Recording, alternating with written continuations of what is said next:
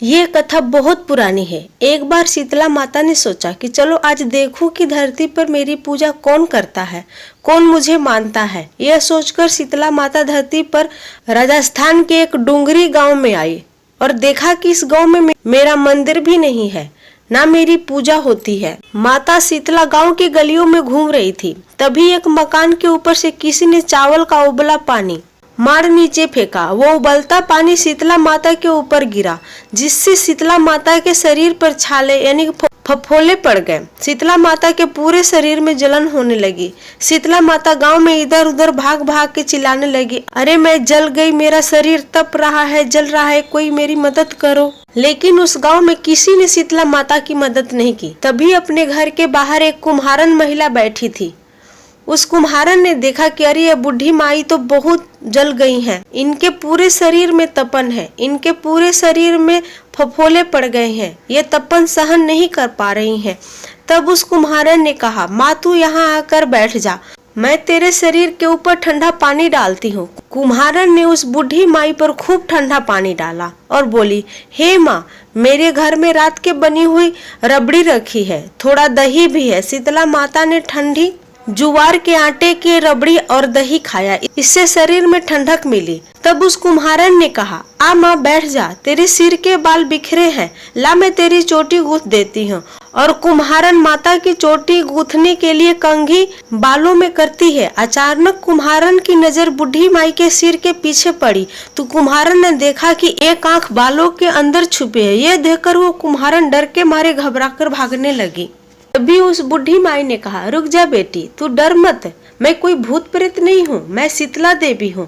मैं तो इस धरती पर देखने आई थी कि मुझे कौन मानता है, कौन मेरी पूजा करता है। इतना कहकर माता चार भुजा वाले हीरे जवाहरात के आभूषण पहने, सिर पर स्वर्ण मुकुट धारण किए अपने असली रूप में प्रकट हो गए। माता के दर्शन कर कुम्हारन सोचने लगे, अब मैं गरीब इस माता को कहाँ बिठाऊं। माता बोली, बेटी तू किस सोच में पड़ गई। तब उस कुम्हारन ने हाथ जोड़कर आंखों में आंसू भरे हुए कहा, माँ मेरे घर में तो चारों तरफ दरिद्रता है, बिखरी हुई है, मैं आपको कहाँ बिठाऊं। मेरे घर में ना तो चौकी है बैठने को, ना आसन है। शीतला माता प्रसन्न होकर उस कुम्हारन के घर पर खड़े हुए गधे पर बैठकर एक हाथ में झाड़ू, दूसरे हाथ में डलिया लेकर उस कुम्हारन के घर की दरिद्रता झाड़कर डलिया में भरकर फेंक दिया और उस कुम्हारन से कहा, हे बेटी, तेरी सच्ची भक्ति से मैं प्रसन्न हूँ, अब तू जो चाहे वो मुझसे वरदान मांग ले। तब उस कुम्हारन ने हाथ जोड़ के कहा, माता मेरी इच्छा है कि आप इस डूंगरी गांव में ही आप स्थापित होकर यहीं रहो और जिस प्रकार आपने मेरे घर की दरिद्रता को अपनी झाड़ू से साफ कर दूर किया है, ऐसे ही आपको जो भी होली के बाद की सप्तमी को भक्ति भाव से पूजा कर आपको ठंडा जल, दही एवं बासी ठंडा भोजन चढ़ाए, उसके घर की दरिद्रता को साफ करना और आपकी पूजा करने वाली नारी जाति का अखंड सुहाग रखना, उसकी गोद हमेशा भरी रखना। साथ ही जो पुरुष शीतला सप्तमी को नाई के यहाँ बाल ना कटवाए, धोबी के कपड़े ना धुलवाने को दे, पुरुष भी आप पर ठंडा जल चढ़ाकर, नारियल फूल चढ़ाकर परिवार सहित ठंडा बासी भोजन करे तो उसके भी काम धंधे व्यापार में कभी दरिद्रता ना आए।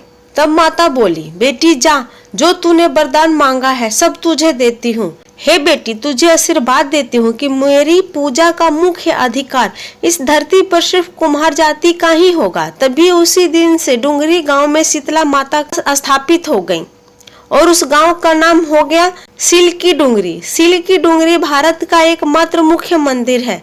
शीतला सप्तमी वहां बहुत धूमधाम से मनाया जाता है। यहाँ बहुत बड़ा मेला भरता है। इस कथा को पढ़ने से घर की दरिद्रता का नाश हो जाता है, साथ ही सभी मनोकामना पूरी होती है। जय माँ शीतला सबका कल्याण करे। इस कथा को पढ़ने वाले तथा सुनने वाले सबके घर की दरिद्रता दूर करे, सबका कल्याण करे। हे माता शीतला, जय माँ शीतला देवी।